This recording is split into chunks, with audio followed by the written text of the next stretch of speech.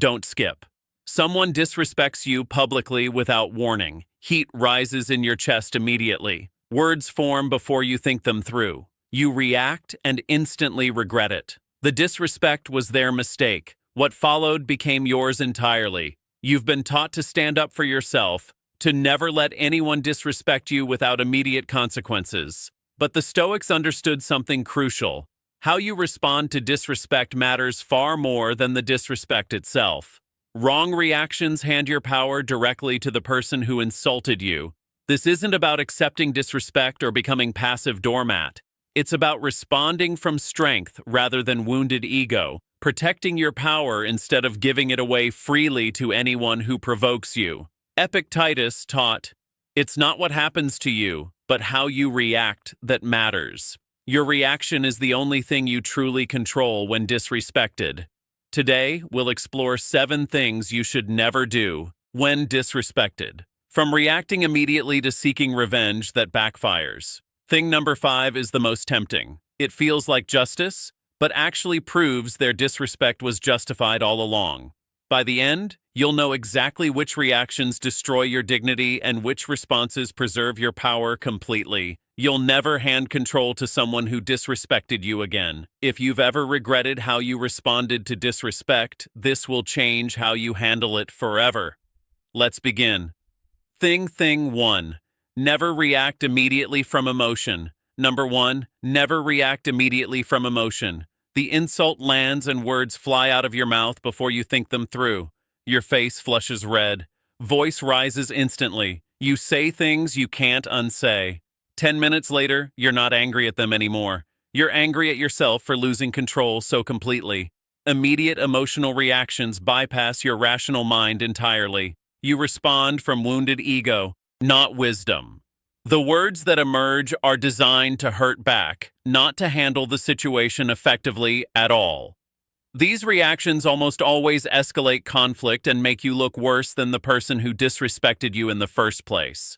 When you react immediately, you prove you can be easily destabilized by anyone. Others watching see someone who lost control, not someone who was wronged. The disrespecter wanted a reaction. You gave them exactly what they wanted. You've handed them proof that their words have power over you. They won the moment you lost your composure completely. Daniel received insulting email from colleague questioning his competence in front of entire team without warning. Rage flooded through him immediately. He fired back within minutes, point-by-point rebuttal with personal attacks woven throughout every paragraph. His fingers moved faster than his mind could keep up. The response felt satisfying for exactly 10 minutes afterward. Then, reality arrived hard. His manager called. The email chain had been forwarded upward to leadership. Everyone saw Daniel's aggressive response, not the original insult that triggered it. He looked unprofessional and petty. While the colleague who started it seemed calm by comparison now, his immediate reaction had transformed him from victim to aggressor in everyone's eyes. The disrespect was forgotten quickly. His reaction became the story everyone remembered and discussed for months afterward around the office. The Stoics practiced the pause between stimulus and response religiously. Marcus Aurelius wrote, "You have power over your mind, not outside events. Realize this and you will find strength." That pause is everything. Create space before responding to anything that triggers you emotionally. Leave the room if needed. Wait 24 hours before replying to messages that anger you. The pause is where your power lives. Use it wisely.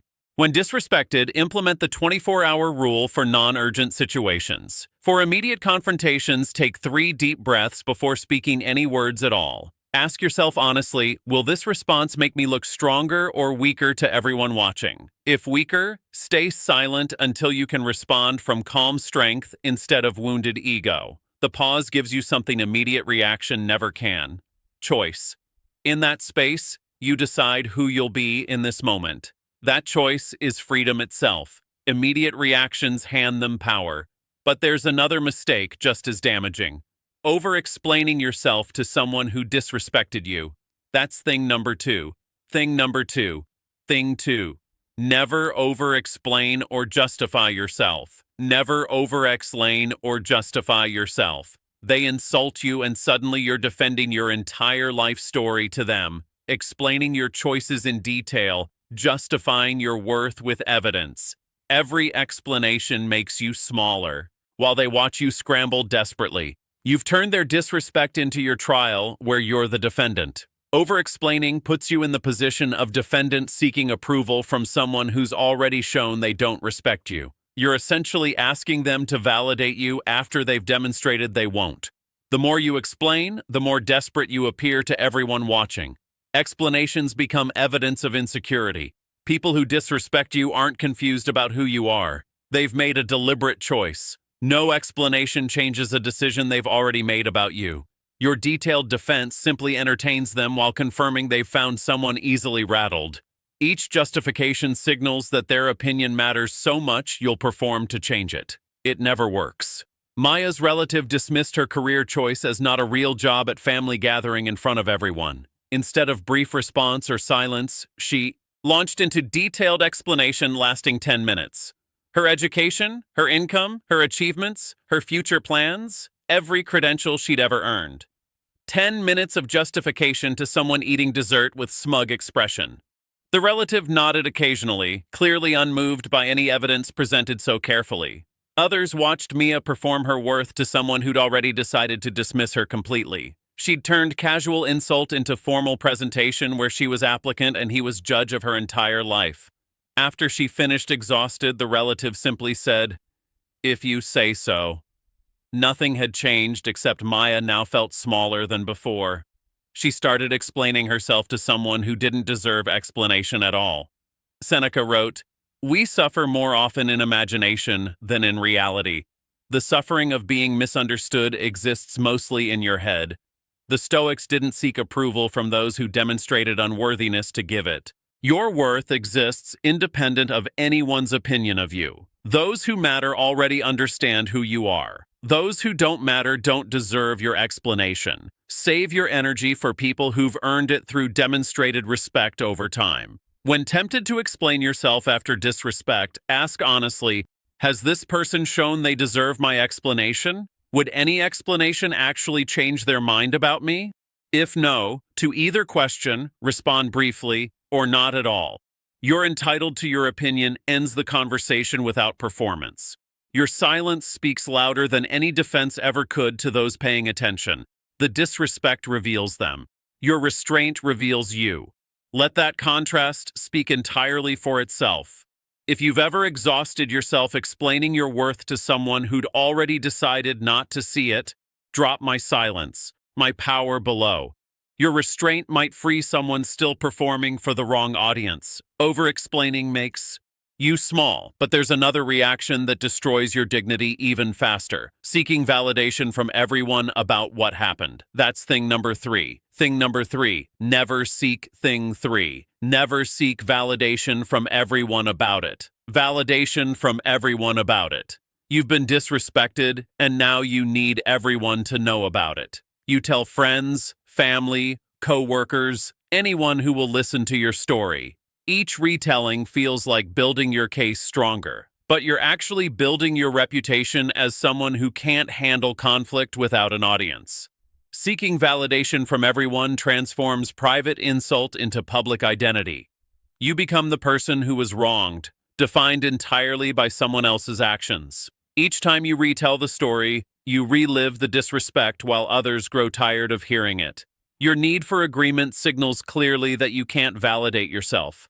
People who constantly discuss how they've been wronged become exhausting to others over time. What starts as sympathy becomes avoidance. Others begin to wonder if maybe you invite this treatment somehow. Your reputation shifts from victim of one incident to someone who dwells on negativity constantly. The disrespect was one moment. Your broadcasting of it extends the damage indefinitely. After public criticism from supervisor, Ethan told everyone who would listen without restraint. Colleagues at lunch, friends after work, family on weekends, the same story retold with growing embellishment each time he shared it with new audience. Initially, people sympathized and agreed the supervisor was wrong to do that publicly. But weeks passed, and Ethan still discussed it constantly without moving forward. He noticed people changing subjects quickly when he brought it up again. Coworkers avoided lunch with him. Friends stopped asking about work entirely, knowing exactly what would follow. He'd wanted allies, but created distance instead. Others saw someone unable to move past single incident, still seeking agreement about something everyone else had forgotten weeks ago. His quest for validation had become his defining characteristic, far more memorable than the original disrespect itself. Marcus Aurelius journaled privately about his struggles rather than seeking public agreement. He wrote how much time he gains who does not look to see what his neighbor says or does, but only at what he himself is doing. Process difficult experiences with one or two trusted people maximum. Your healing doesn't require unanimous agreement that you were wronged. Internal resolution matters infinitely more than external validation from everyone you know.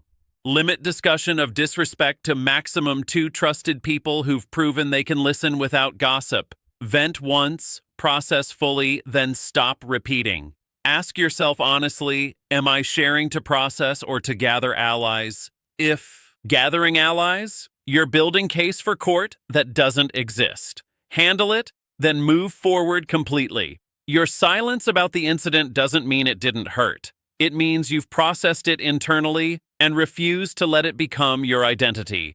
Seeking validation extends the damage indefinitely. But there's reaction even more destructive, trying to get revenge on the person who disrespected you.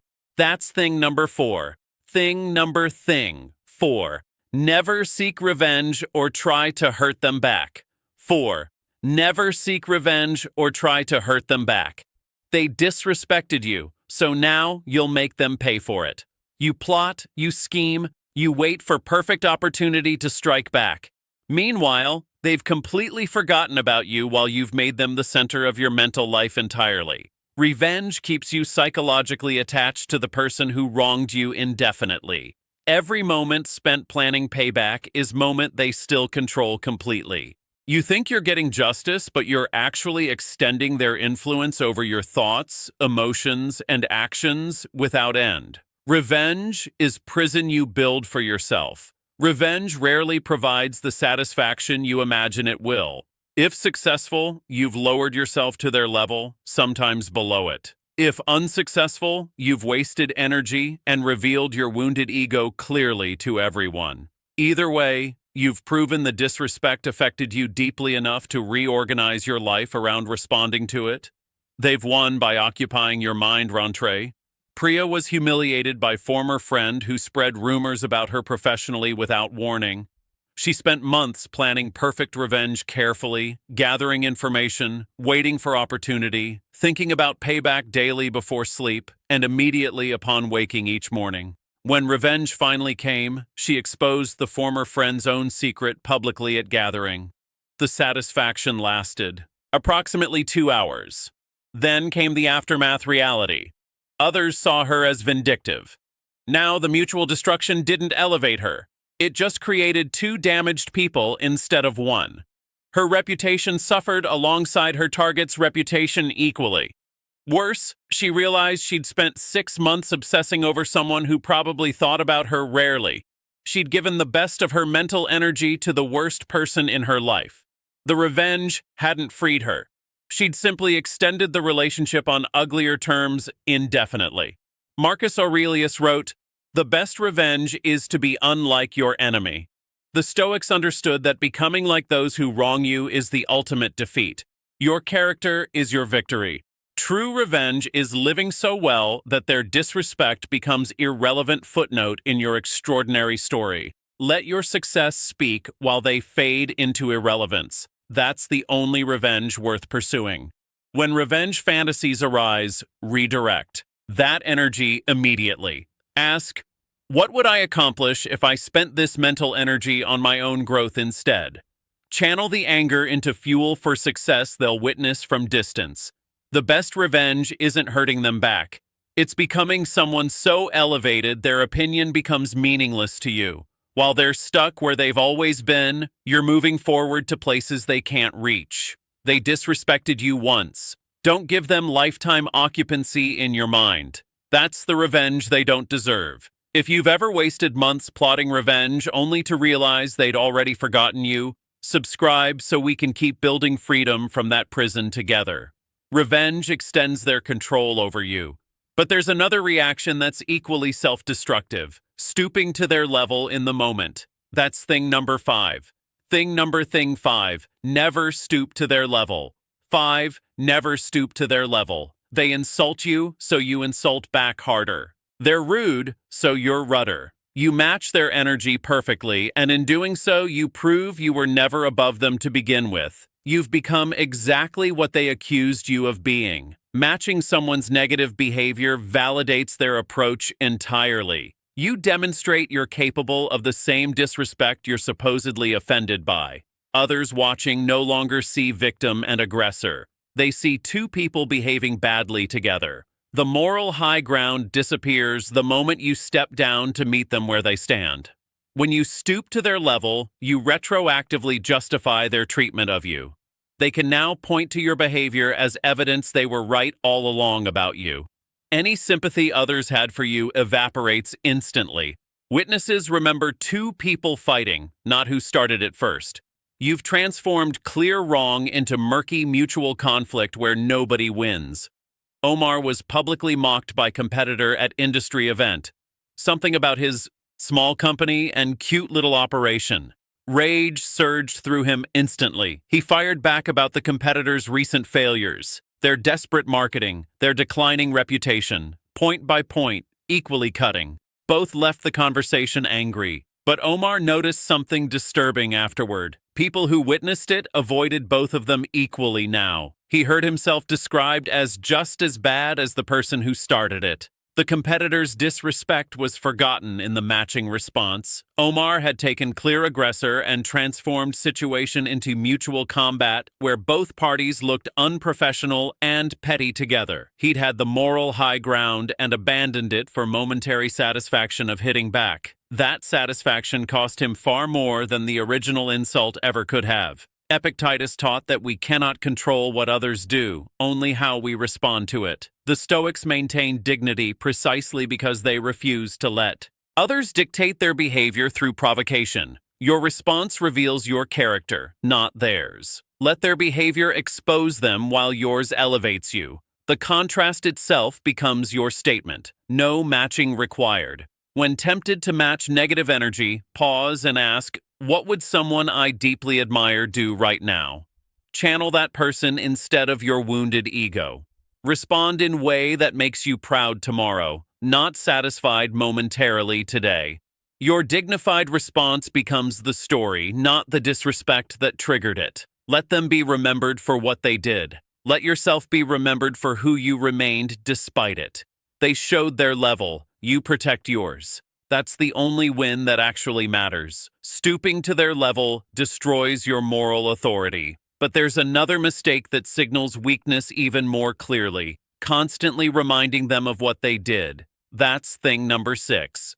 Thing 6. Never keep bringing it up repeatedly. Number 6. Never keep bringing it up repeatedly. Months after the disrespect, you're still mentioning it constantly, bringing it up in unrelated conversations, referencing it when making completely different points. You think you're holding them accountable, but you're actually showing they still live rent-free in your head permanently. Repeatedly bringing up past disrespect signals you haven't moved past it internally at all. Each mention reveals ongoing wound that hasn't healed properly. You believe you're reminding others of their wrongdoing, but you're actually reminding everyone, including yourself, that you're still affected by it. You've given them permanent residence in your mental space. People who constantly reference past wrongs become defined by those wrongs entirely. Others start avoiding topics that might trigger another retelling of the story.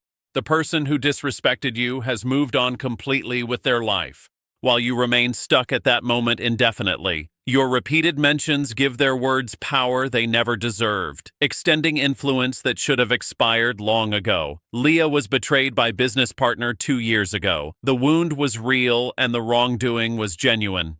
But 2 years later, she still referenced it constantly in conversations with new people, potential partners, and even clients she was trying to impress. Every business discussion eventually returned to what happened before. Every new opportunity was filtered through past betrayal. She believed she was being cautious and transparent about lessons learned. Others saw something different, someone unable to move forward at all. Potential partners hesitated, sensing they'd eventually become the next story she told everyone. The betrayal that was supposed to teach her had instead trapped her completely.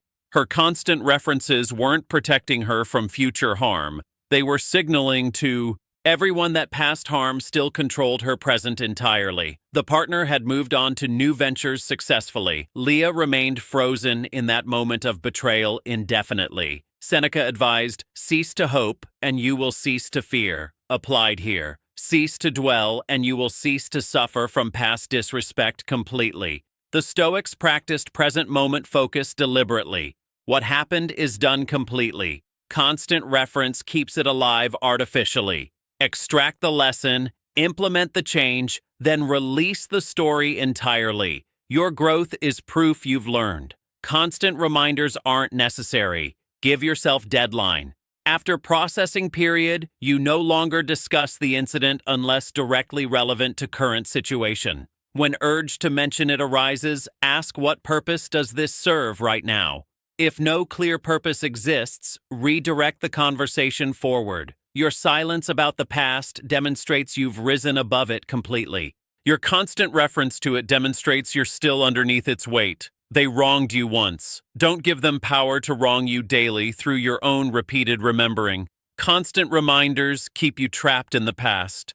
But there's one final mistake that guarantees you'll lose all power, letting it change how you see yourself. That's thing number 7.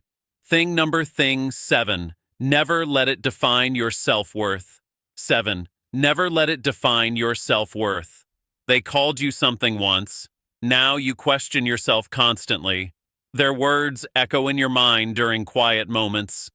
You've allowed one person's disrespect to rewrite how you see yourself entirely. Their opinion has become your internal truth. When disrespect infiltrates your self-image, you've given the ultimate power away completely. Someone's opinion, often uninformed, biased, or deliberately hurtful, now shapes how you perceive your own worth. You've promoted their judgment above your own self-knowledge. Their words have been granted authority they never earned. Internalizing disrespect creates permanent wound that original words never caused. The moment passes quickly, but the identity damage continues indefinitely. You start seeing yourself through their eyes. Their criticism becomes your inner voice. You've transformed external attack into internal prison. They've moved on while you carry their words inside you everywhere you go. After teacher publicly called him not college material at 16, Jordan carried those words for 15 years silently. He didn't pursue higher education initially, didn't apply for jobs he wanted, limited his own possibilities based on opinion formed during 10-second interaction by someone who barely knew him. At 31, he finally examined the belief he'd been carrying unconsciously. One teacher, one comment, one moment. Yet it had shaped over a decade of decisions about who he was and what he deserved. He went back to school that year, graduated with honors 3 years later, built the career he'd avoided for 15 years based on borrowed belief that was never his to carry. The teacher probably forgot that comment within days of saying it. Jordan had made it the foundation of his identity for over a decade. Borrowed limitations are the most expensive kind. Marcus Aurelius wrote, "It never ceases to amaze me. We all love ourselves more than other people, but care more about their opinion than our own." The Stoics located worth internally, not in others' assessments. Your value isn't determined by popular vote or by those who disrespect you. What you know about yourself matters infinitely more than what they said about you once. When disrespect starts affecting self-image, ask, would I accept this person's opinion on other matters? If they're not authority on your worth, why accept their assessment now? Write evidence of your actual value, achievements, qualities, impact. Return to this evidence when borrowed beliefs try to define you. You know yourself better than anyone who disrespects you ever could. Their words revealed their limitations, not yours. Don't carry their baggage as your identity. The disrespect was theirs. The life you build afterward is yours. Don't let their moment become your lifetime. Those are 7 things you should never do when disrespected. But knowing what not to do is only half the battle. Let's talk about what this wisdom really means for your life. We've explored 7 things you should never do when disrespected. Never react immediately. Never over-explain yourself. Never seek validation from everyone. Never seek revenge. Never stoop to their level. Never keep bringing it up. Never let it define your worth. If this wisdom is showing you how to protect your power, subscribe so we can keep building emotional mastery together. Disrespect. Is their choice about them? Your response is your choice about you. They revealed their character through disrespect. You reveal yours through how you respond. Protect your power. Guard your peace. Stay calm. Stay stoic.